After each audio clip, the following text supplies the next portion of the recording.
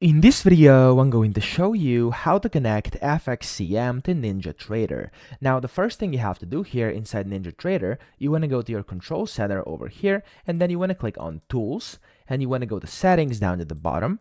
And in here, you want to make sure multi-provider is enabled, okay? So make sure there's a check mark. If there's not, if it's like this, just click on the check mark, click on Apply, and OK. Now, sometimes for these changes to take effect, you'll have to basically just close down your NinjaTrader and open it back up again, okay? So once you do that, you want to go to Connections up top over here and click on Configure down at the bottom right.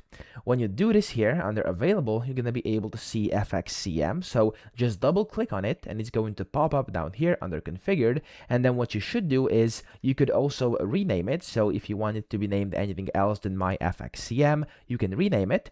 You can set if you want the connection to actually happen on startup. And then here, this is the most important part, you'll have to type in the username and the password that you were given from FXCM for actually connecting to NinjaTrader, okay? So whenever you do that, type in the username and password. If you also have a PIN code, you can type it in here, which is optional, and then you can just click on Apply and OK, and you should be connected to FXCM on NinjaTrader. So that's it. I hope this video helped you out. If it did, please subscribe to the channel and help me out as well.